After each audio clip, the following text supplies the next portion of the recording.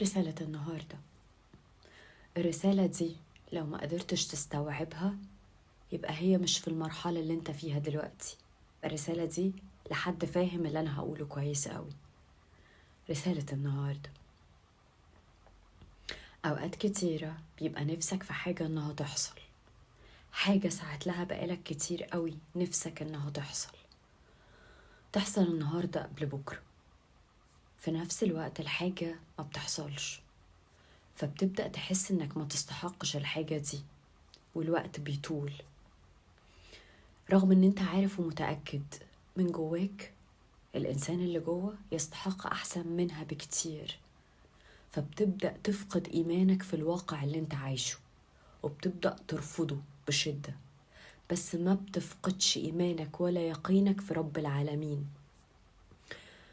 الشيء اللي انت بتنتظره كل ما انتظرته كل ما زادت مدة الانتظار بتاعتك. فمحتاج منك 3 حاجات. رقم 1 انك تبدأ تتقبل الواقع اللي انت عايشه. رقم 2 انك تقبل، تحط نية قبول ونية تسليم وتوكل على الله. اما تالت حاجة واخر حاجة هي التخلي عن الانتظار والتعلق. اعيش الحاضر بتاعي، ممتن لكل حاجة حواليا، ما منتظرش. كل ما بنتظر كل ما بجذب انتظار اكتر. ليه بقولك كده؟ علشان تحافظ على جودة أفكارك. كل اللي انت بترسله بيعود إليك من نفس النوع. الزمن مختلف، الزمن الكوني مختلف تماما عن الزمن الأرضي. يعني الزمن الأرضي أسرع كتير والزمن الكوني أبطأ أضعاف كتير من الزمن الأرضي. تمام؟ بمعنى إيه؟ كل فكرة موجودة في دماغك في ذهنك انت مؤمن بيها بترسلها علشان تتحقق. هي فعلا تحققك في نفس الوقت، بس بتاخد وقت علشان تظهر في الواقع بتاعك.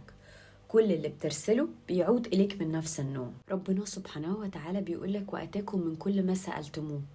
انت لو عايش في كوكب تاني، الفرق في الوقت ممكن يتحسب 100 سنة وممكن يتحسب ثواني وممكن يتحسب دقايق ما بيننا وما بين كوكب تاني. الفكرة كلها في الأفكار اللي انت بتبقى عايزها تتحقق.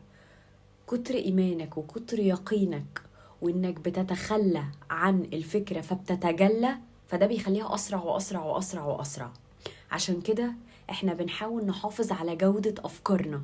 ليه؟ لأن كل اللي بترسله بيعود إليك من نفس النوع لكن بتوقيت مختلف.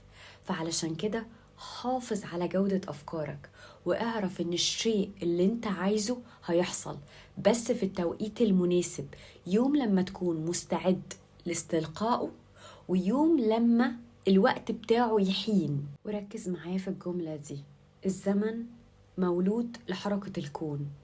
لو حركة الكون وقفت الزمن هيقف.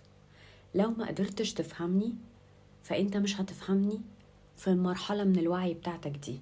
فسايف الفيديو واسمعني بعد فترة.